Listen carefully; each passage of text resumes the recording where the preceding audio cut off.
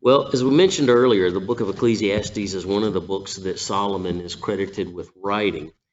It is interesting that when some people look at the book, there's a bit of somewhat of a discrepancy internally that some allege regarding this book. It does appear, though, when we look at the first chapter, that he references himself being the son of David, and it would appear that Solomon is the actual individual that wrote the book. It is one of the books, too, that when you look at it, the life that Solomon lived, which we covered a little bit of that in the previous message, showed great wisdom. The book talks about wisdom as far as Ecclesiastes does. And there are several things for which is in the book of Ecclesiastes that appear Solomon is reflecting back on his life, both with the building projects that he did. What we would look at today is just incomparable wealth for the time. The time that he lived, no one came close to what he actually was able to attain as far as physical wealth goes. And then, of course, the many proverbs. We read that earlier as well in the book of First Kings. As far as the date and the time of the book, some look at it as possibly around 940 years before Jesus Christ was walking on the earth as a human. It does appear that these are the words of an individual looking back over a lifetime and looking for meaning and purpose. And considering many of the mistakes, he's pouring out his heart, it seems, as a way to guide younger people to not make some of the same mistakes that he made. And hopefully, as we read this book, I hope that is where we go. Just like David's sins are in black and white before you, Solomon's sins are in black and white before you as well. I don't know about you, but I don't particularly want all my sins to be put in black and white for everybody. But, that's why it's important for us to ask for forgiveness, seek the repentance through Jesus Christ.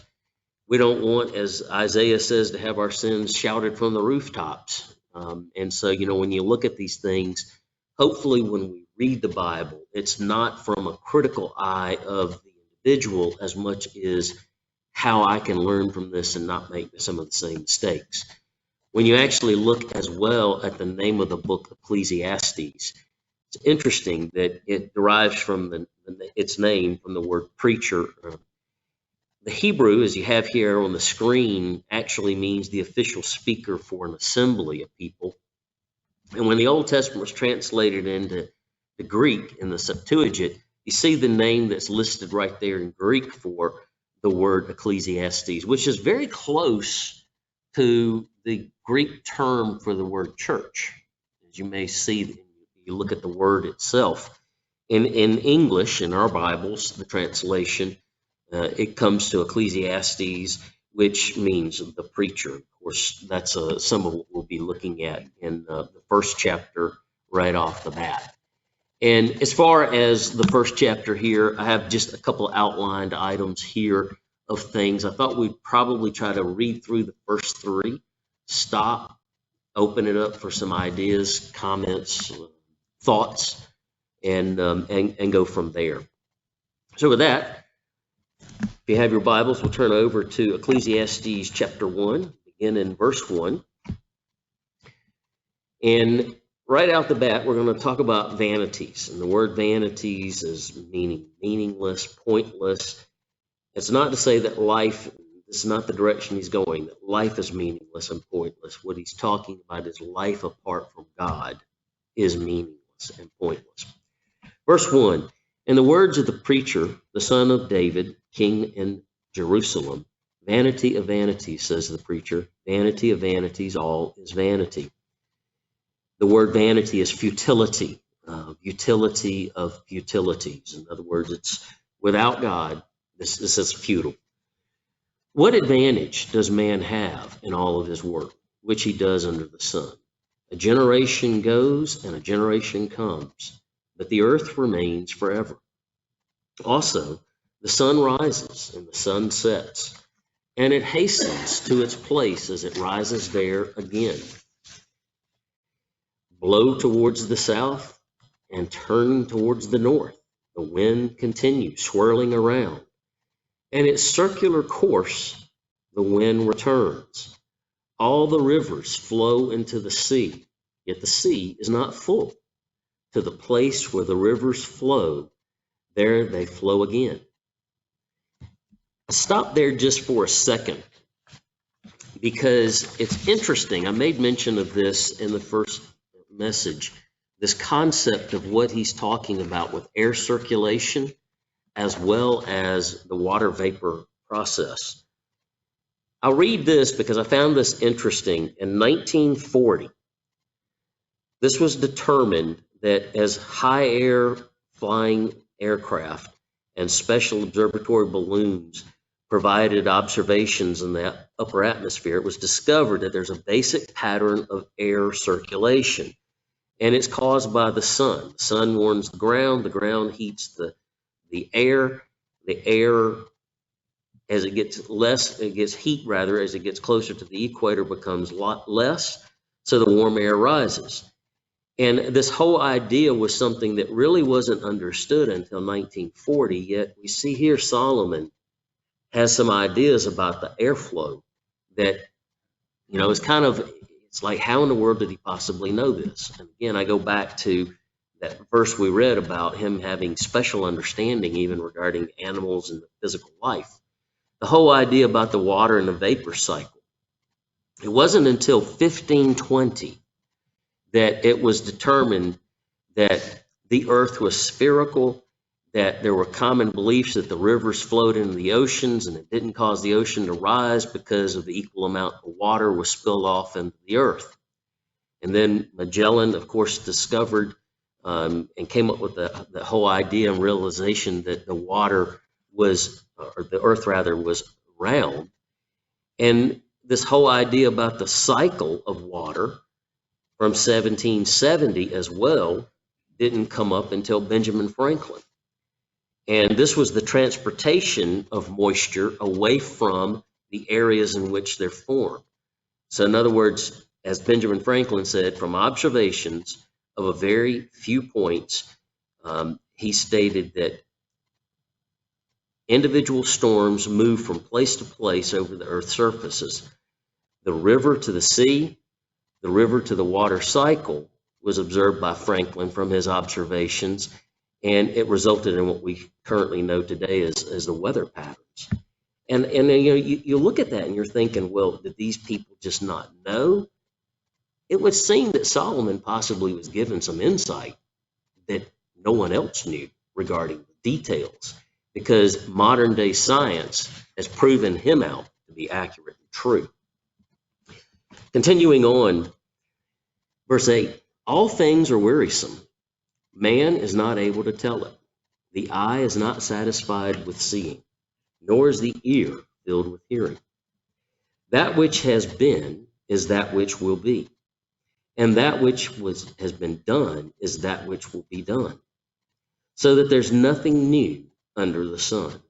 I think we realize that technology is new, but what Solomon is talking about is the life of man and mankind's overall nature. Nothing is new under the sun. It's the same.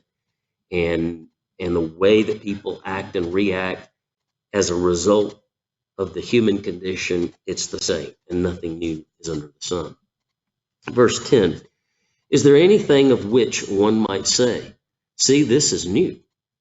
Already it has existed for ages, which were before us. There is no remembrance of earlier things, and also of the latter things which will occur. There will be for them no remembrance among those who will come after.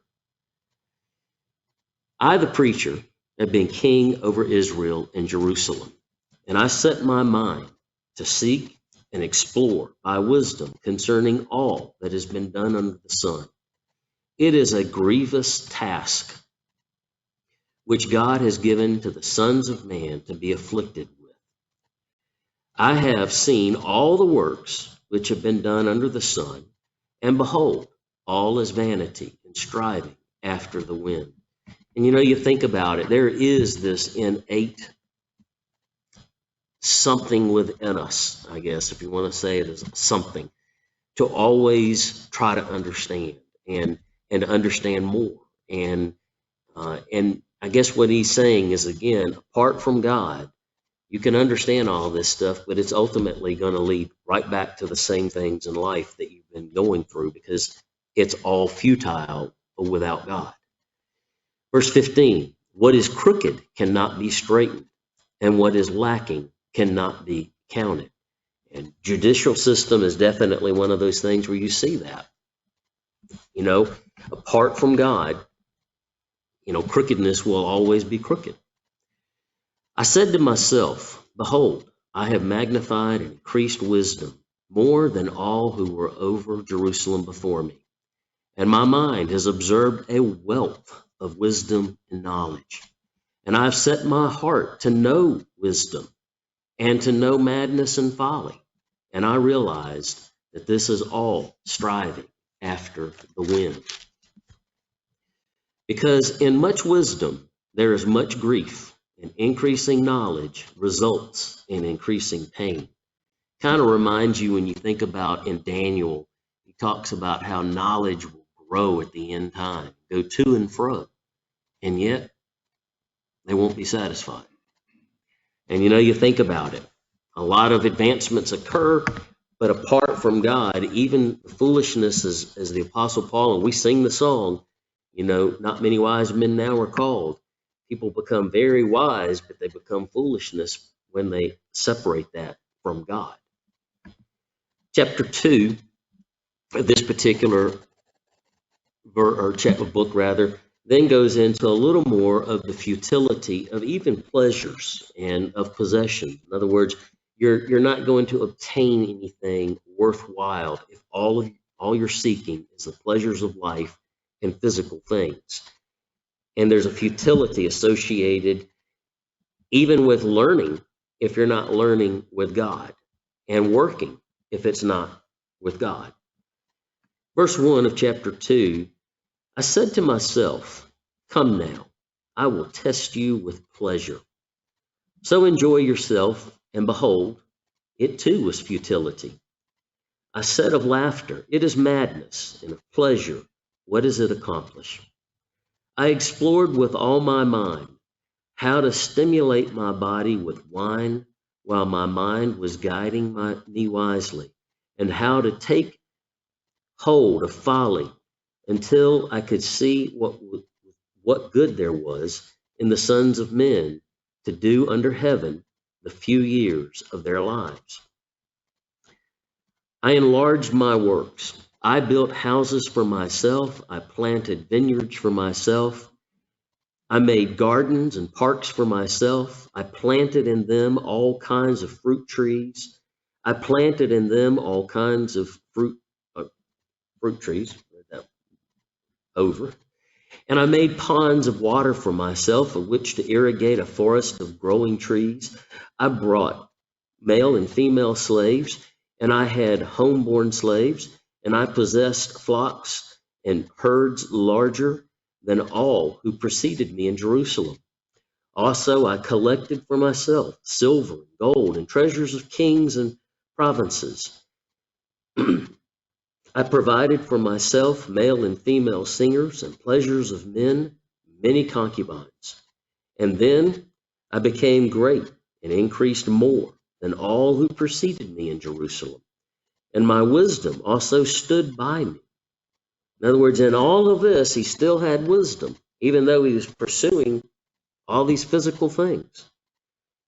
He goes on to say in verse 10, and all that my eyes desired, I did not refuse them.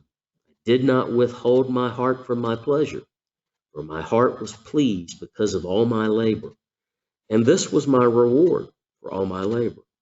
Thus I considered all my activities which my hands had done, and the labor which had exerted, and behold, all was vanity and striving after the wind, and there was no profit under the sun.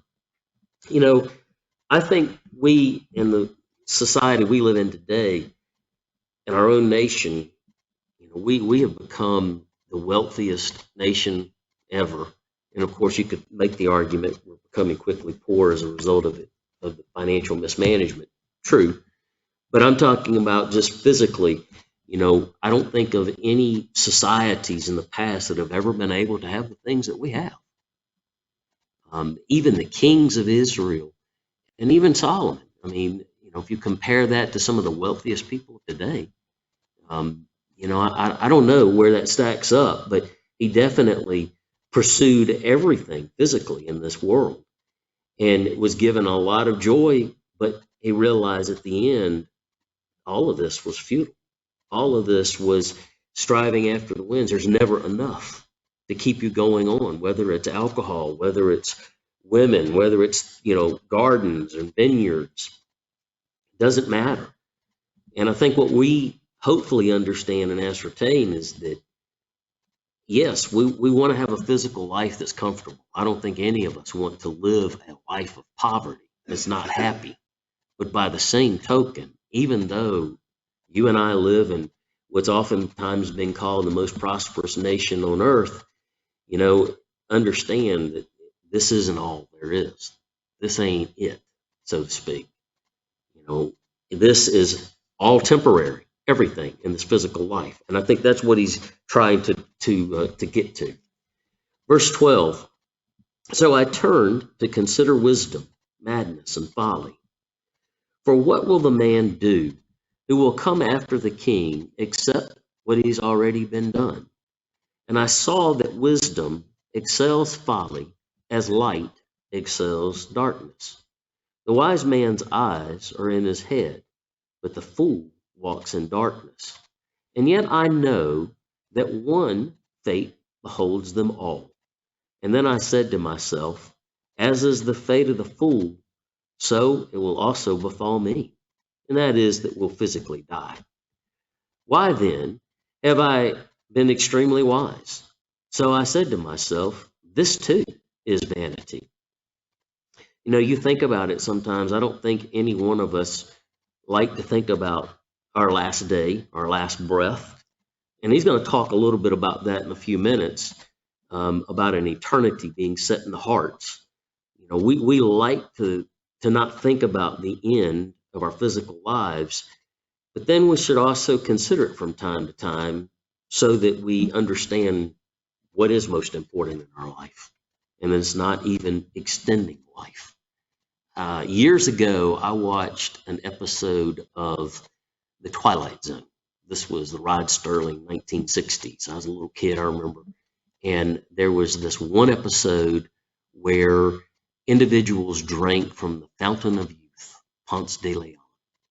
And of course, this is fiction. But the point of it was that this particular individual lived forever. He couldn't die. He wanted to die. But he saw everyone that he ever loved and lived with die in front of him. So even long life in this physical life is not happiness. And that's, I think, some of what we're seeing here as well. Verse 15, and then I said to myself, as is the fate of the fool, so will also befall me. Why then have I been extremely wise? So I said to myself, this too is vanity, for there is no long-lasting remembrance of the wise man, as with the fool, insomuch as in the coming days all will be forgotten, and how the wise man and the fool alike die. So I hated life for the work which had been done under the sun, as grievous to me, because everything is futile and striving after the wind. Thus I hated all the fruit of my labor, for which I had labored under the sun, for I must leave it to the man who comes after me. The pharaohs thought that when they died, they were going to be able to take their possessions with them. We all know that they only saved the possessions for people to come later and raid the tombs. And so physically we work, we have all these nice things, but you're not going to take it with you. So we can't have our hope built in this physical life or the physical things. And I know some people look at this from time to time and think that, the book of Ecclesiastes is a bit pessimistic, and they're skeptical of it because of that. But I don't think that you're really seeing a depressed individual as much as you're seeing a contemplative person. who's experienced probably more than you and I have experienced, but at the same time realizes that that's futile loving by itself. He's contemplating, and hopefully we can learn to do that as well and meditate. Verse 18, thus I hated the fruit of my labor, which I had labored under the sun, for I must leave it to the man who will come after me. And who knows whether he will be a wise man or a fool? Yet he will have control over the fruit of my labor, for which I labored, acting wisely under the sun. This too is vanity.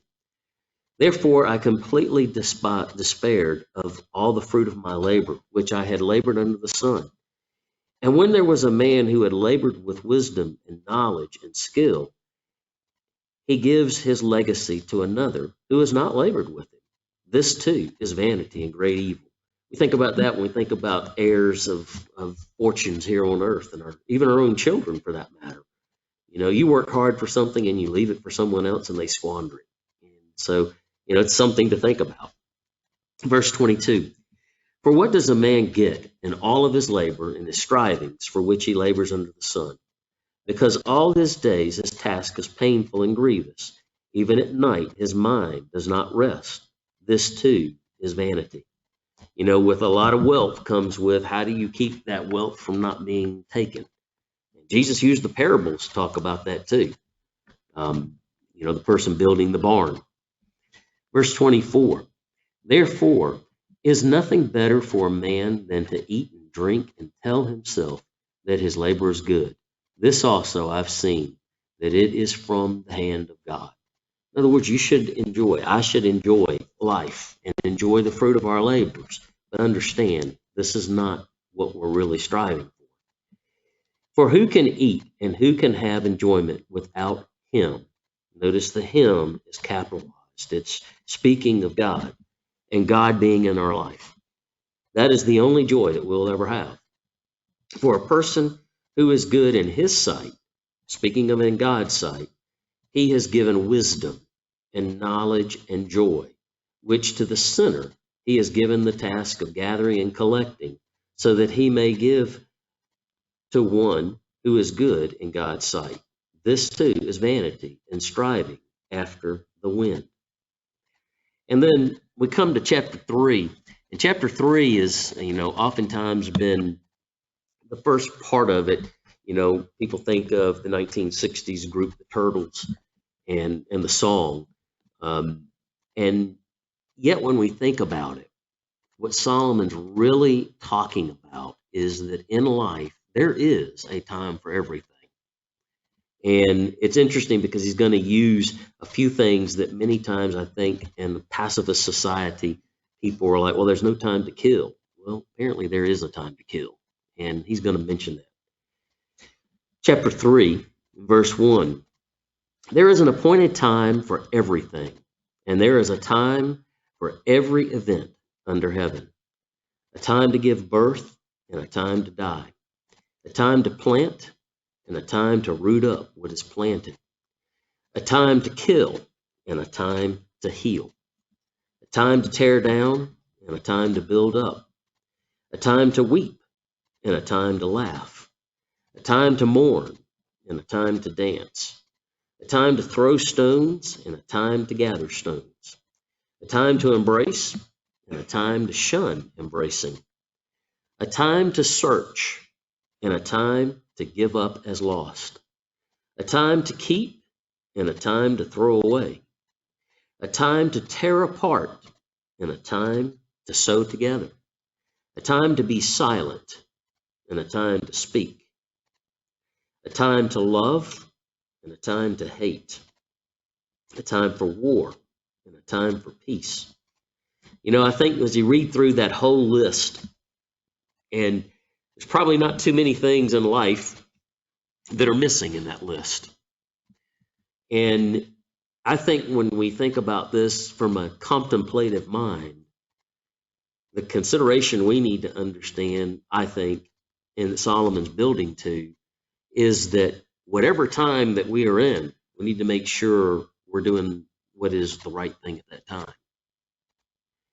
And I think sometimes when we look at this too, you know, we need to be mindful when it's time, for an example, to be silent, quit talking.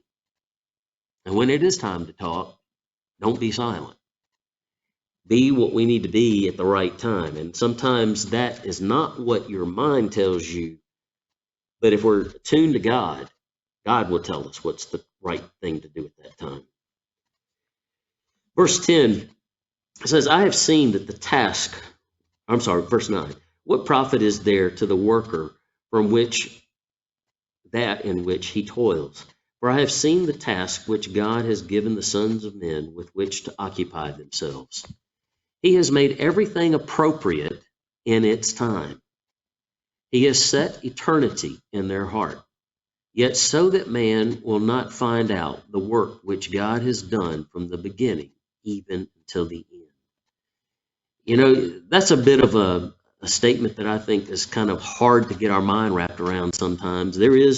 I get the idea of wanting to live. We think about eternal life and we strive to be what we need to be so that we can, be given that gift. But understanding that that gift is a gift, not something we earn.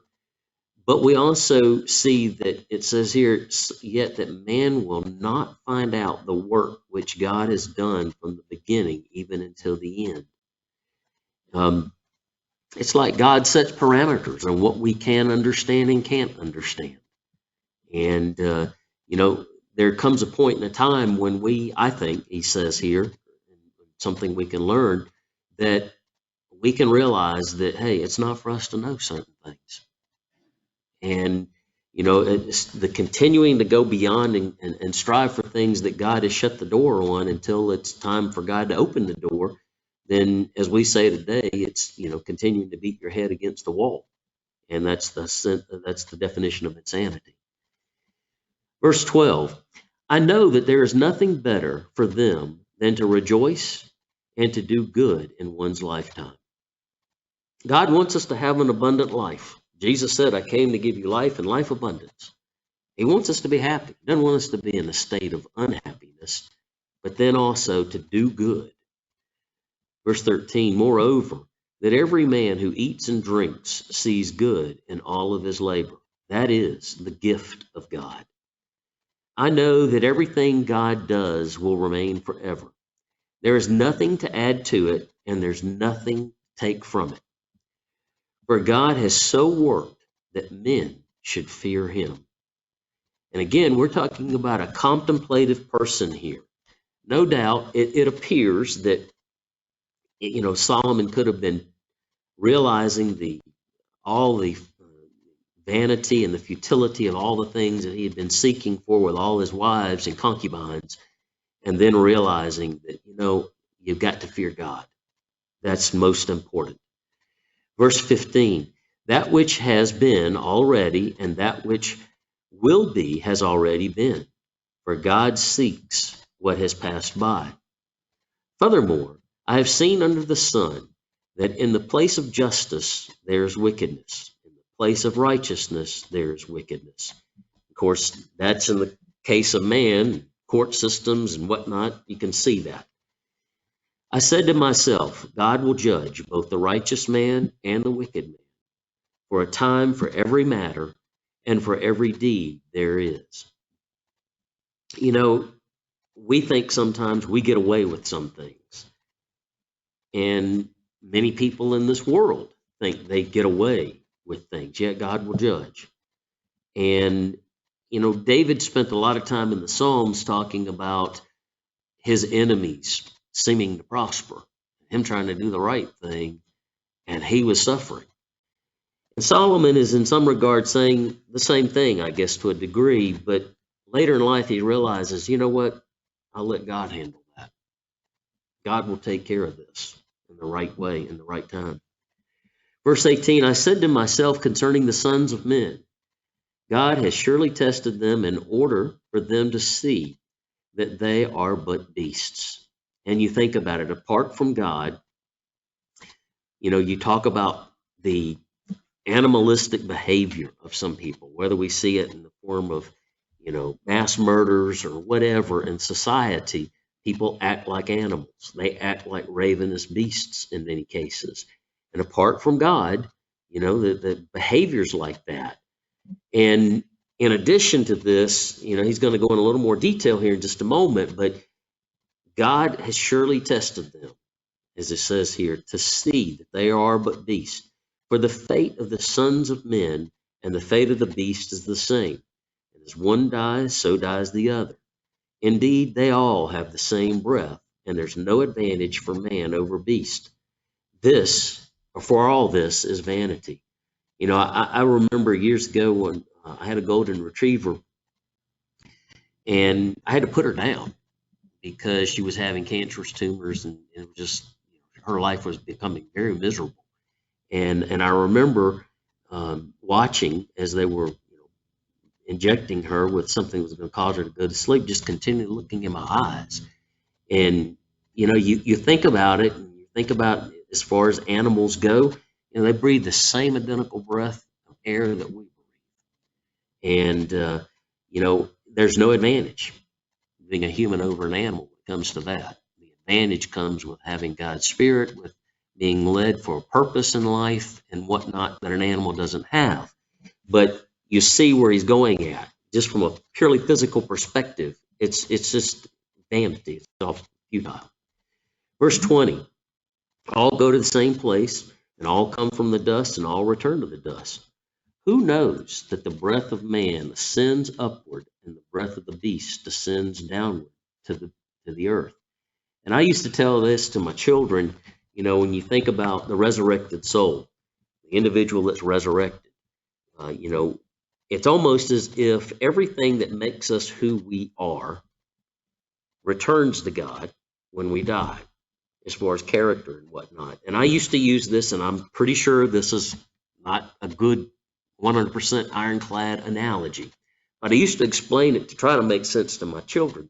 I would say, it's like when you die, everything that you are, as far as your character, God takes, puts it in the closet on a hanger. And then when you're resurrected, take that out and associate that with a resurrected body so that you have a little bit of what you are, the character you've developed. They seem to understand it for a while, but again, I'm sure that will fall down somewhere analogy-wise, but that was about the closest I could come to it. Verse 22, and I've seen that nothing is better than a man should be happy with all of his activities, for this is his lot. For who will bring him to see what will occur after him? And of course, the after is with our faith in God and the resurrection. And then with the resurrection, the hope of what comes from that. So we'll stop there. That's 3 chapters. Again, these will go kind of fast, but there's a lot in them as well. But I'd like to open it up and for ideas and comments that you guys have seen and thoughts regarding these first 3 chapters.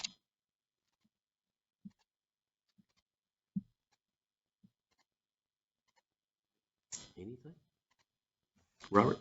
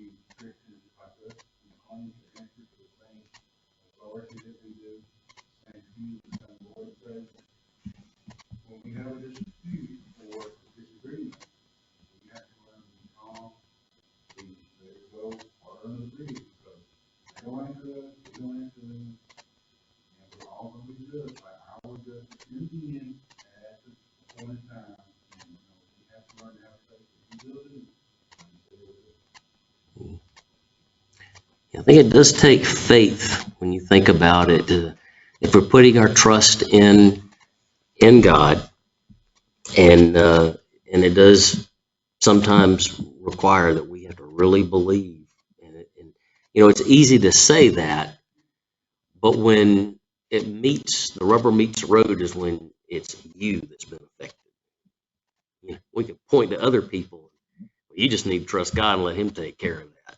Well, that's easy said then, but when you're the one harmed and affected, then it can be different. We like to think we think so much highly of ourselves, and we can be pretty down and dirty as well. Bill? At the end of the day, I think what Solomon is trying to say here is, when I'm dead and gone, who's going to remember me? What's my legacy? What do I leave for those who would come after me? And he's trying to make sense of this life. He's trying to make sense and compare it to the life that is to come. And I think he's having a hard time. Maybe he's at the end of his age here. He's thinking, maybe I should just let all this stuff go. I don't know exactly, but to use an example in my life, you guys will get a good laugh out of this. There is no memory of the former things, neither shall there be any remembrance of the things that are to come. And everything being futile, we are living in an age which is very disposable. And having worked in IT for my entire career, the thought in IT is, what have you done for me lately? And by lately, I mean this past week. What have you done for me this past week? Because anything beyond like 5 days is old news. Mm-hmm. And I remember when I came on board here at Protective back in 2004, they had a process whereby they would copy data from like the production system down to different test systems. This process took 30-some hours and a lot of computer resources to run. So that was one of my first tasks when I came on board, was to try to streamline this. And sure enough, there's multiple ways to do some of these things, and I found a very quick way to do it. And got this process down over the next several months to 20 minutes. And about 10 years after that, we converted this entire system off of this database platform over to this one. And that entire process became obsolete. Just like throw it in the bed bucket. Didn't exist anymore. That effort, and that's just one example, but that effort earned me a paycheck and a little bit of respect and admiration for a period of time. And at the end of the day, it's all futile. You just walk away from it. It's gone. It's not being used anymore. So when you think about this kind of stuff, it's just all you can do is chuckle to yourself about it, because at the end of the day, what you're leaving for people is the kind of character, the person that you are, truly. Not necessarily so much of the work you're doing. And I can't help but thinking about Solomon's perspective here without considering the words of 2 Peter 3, verses 10 through 12. However, the day of the Lord shall come as a thief in the night, in which the heavens itself shall disappear with a mighty roar, and the elements shall pass away, burning with intense heat, and the earth and the works in it, everything that we have done, shall be burned up. Since all these things are going to be destroyed, what kind of person, Bill, ought you to be in your holy conduct and godliness?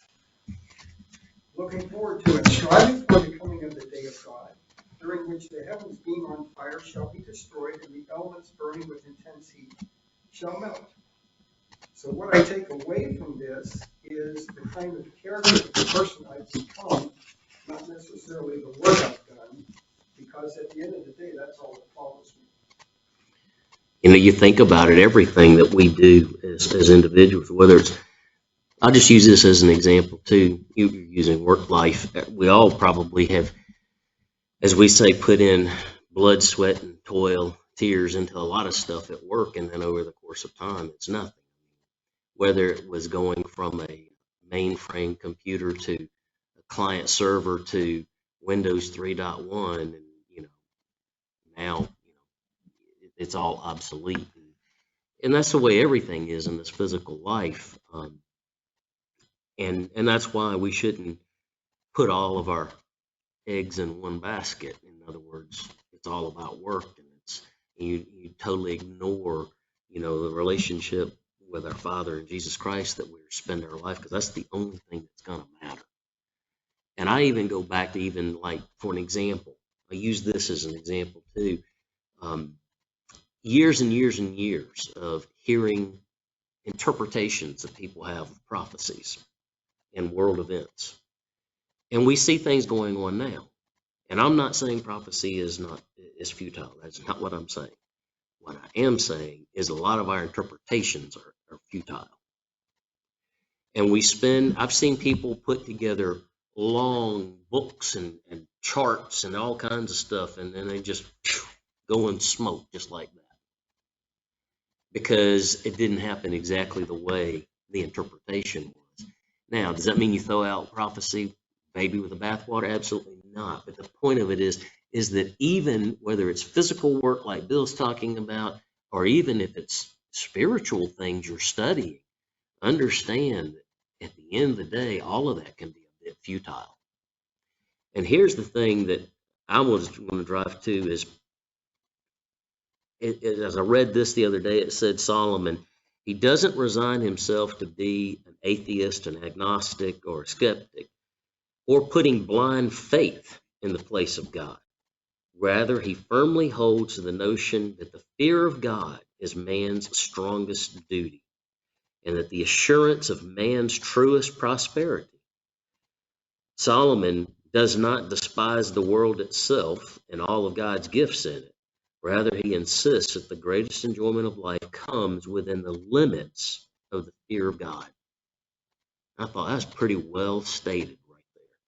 When you read and you think about what we've read through 3 chapters, it is all about the fear of God and living within the fear of God and letting that dictate and mold and form our lives and form our opinions of things. And I think that is one of the, if you wanted to summarize these first 3 chapters, I think that is probably a good summarization, at least from my perspective. Put it that way.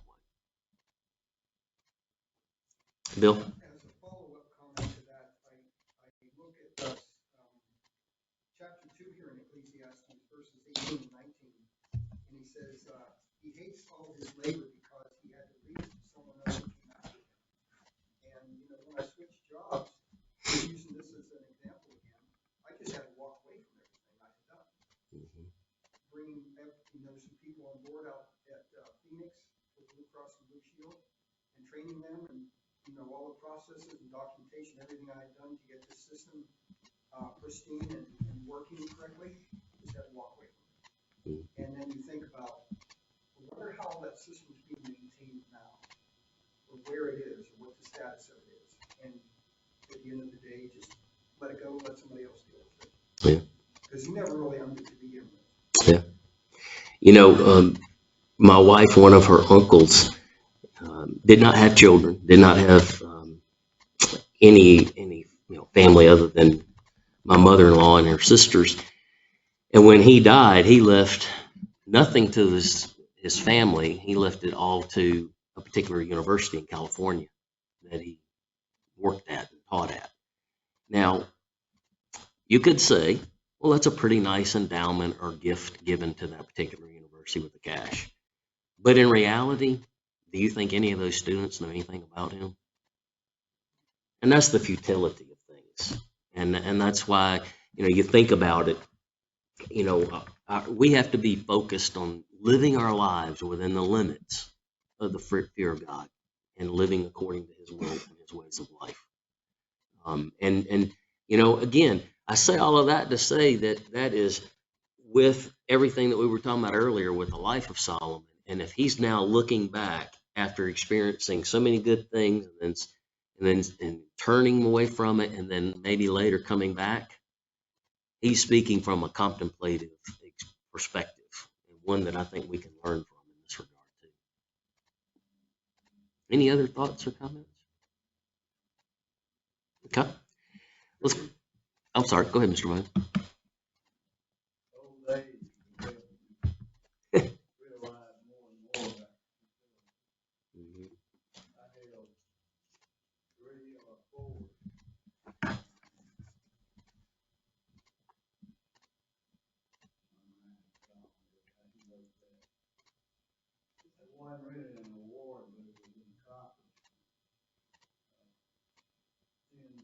call gym, the school exercise program.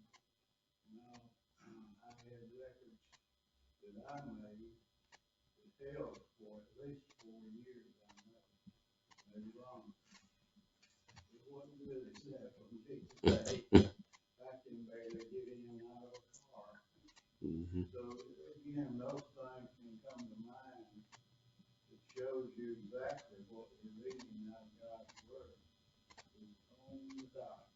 Mm-hmm. We're in good hands. We realize what used to be, and it's shown there that all things have already happened before. God help you to put it in reality.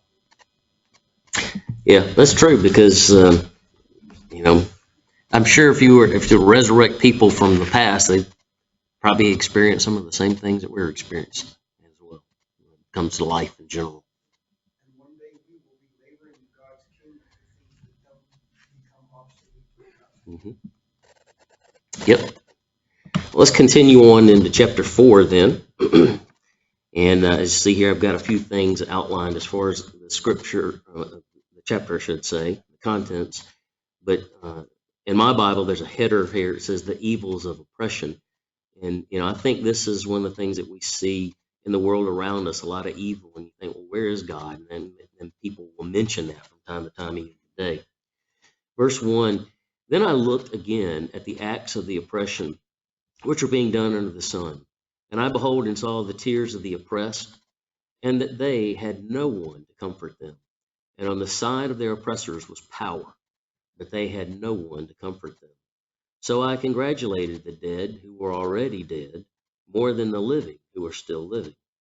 But better off than both of them is the one who's never existed, who has never seen the evil activity that is done under the sun.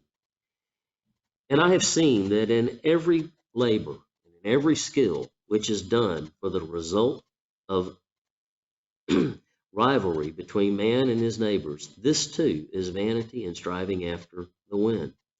The fool folds his hands and consumes his own flesh. The one who's full of rest is better than 2 fists of labor and striving after the wind. And then I looked, and again, vanity under the sun. You think about all the conquests in military history, and how quickly those things change. I know my mind, when I read this, goes to, I think it was the Battle of Hamburger Hill in Vietnam. And, many, many U.S. servicemen lost their lives to get this control of this one hill. And then in a matter of days, they pulled away from it. And their lives are just gone. Futile. And there's many situations like that as well.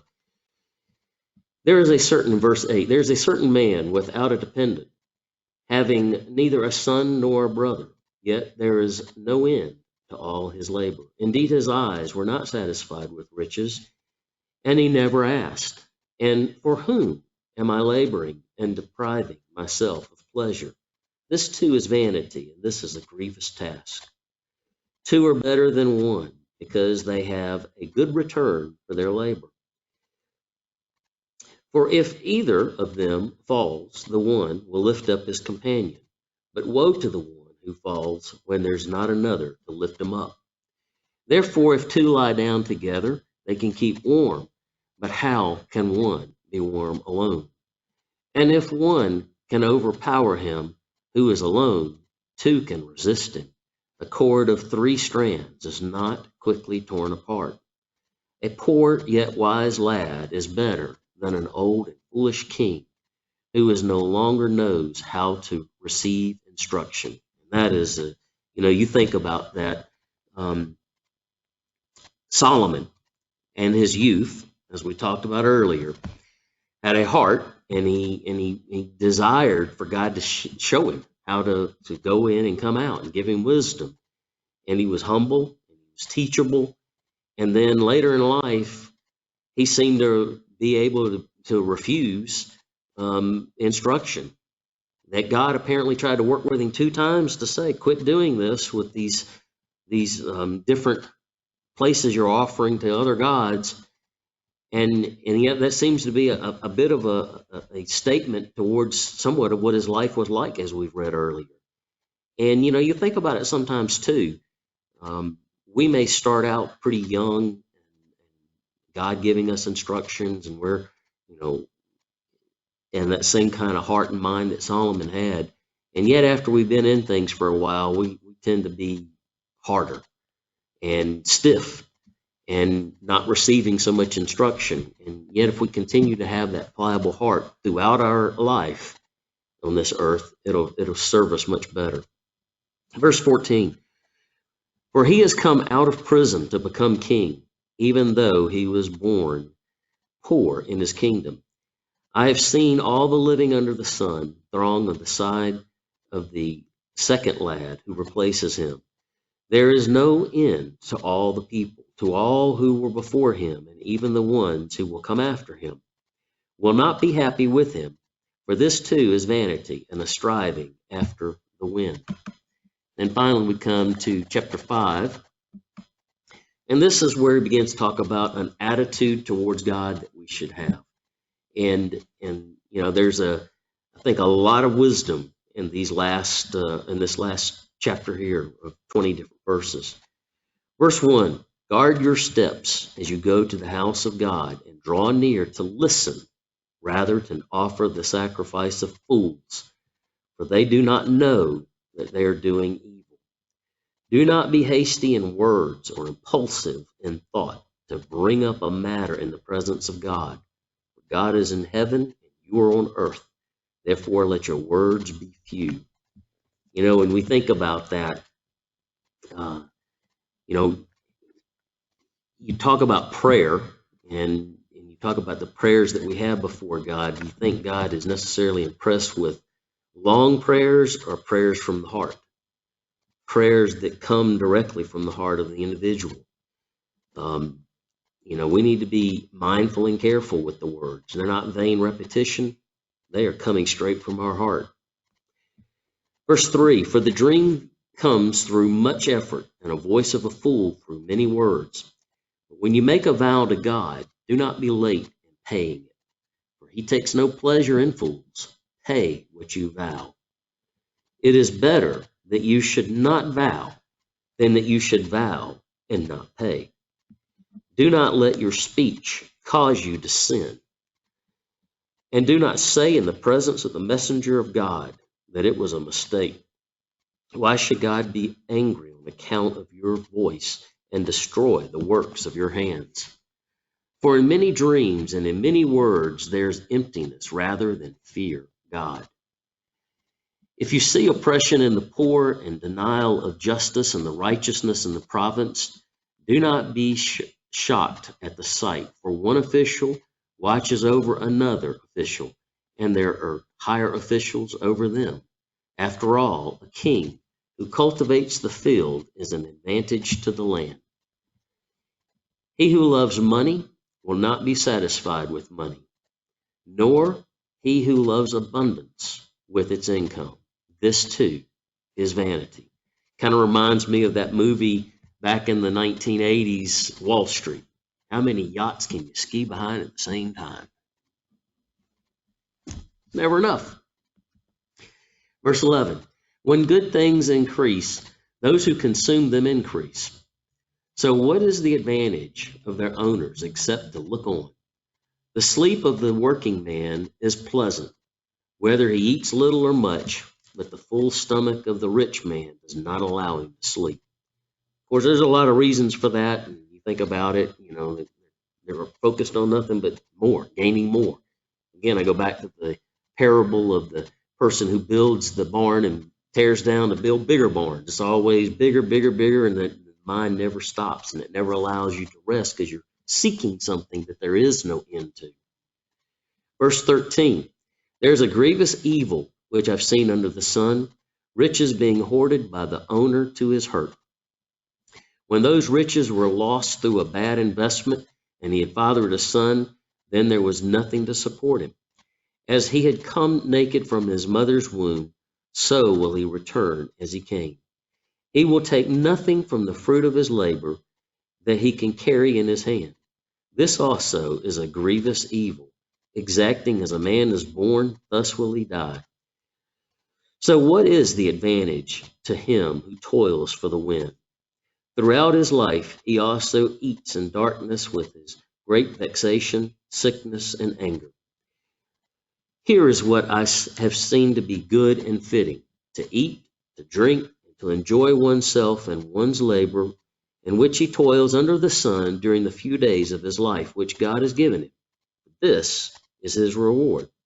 Furthermore, as for every man to whom God has given riches and wealth, he has also empowered him to eat for them and to receive his reward and rejoice in his labor. This is the gift of God.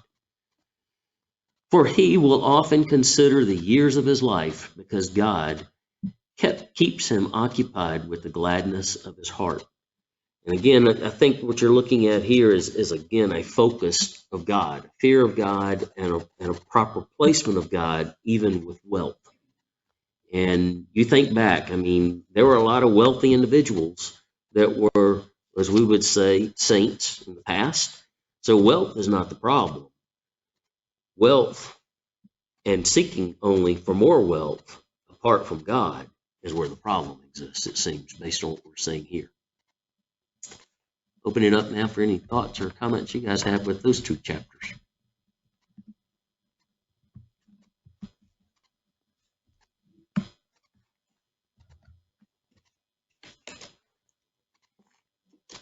Beth?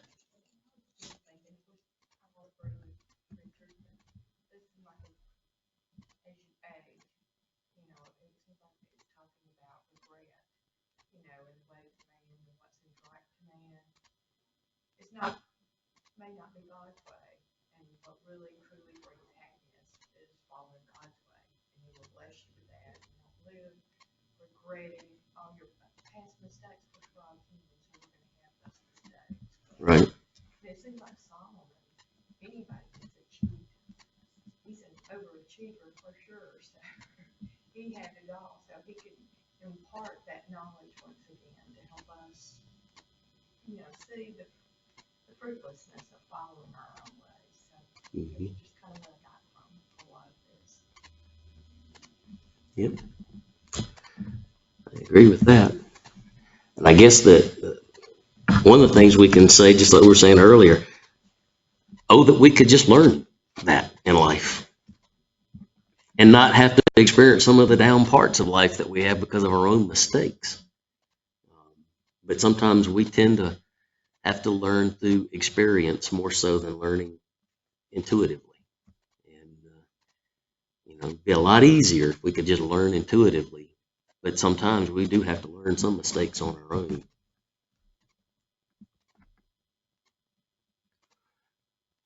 All right, then. Well, we'll stop here. This takes us right at an hour, which is about what I thought we would have for the first 5 chapters. We'll pick up next month, and I think we can probably break this up into 3 sections.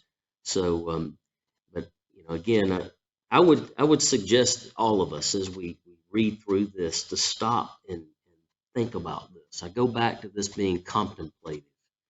This is not necessarily an exercise in theological knowledge as much as it is thinking about ourselves and the direction of our lives and the focus of our lives. Yes, we are to grow in grace and in knowledge. But the growing in knowledge, also understand we need to grow in knowledge with the fear of God.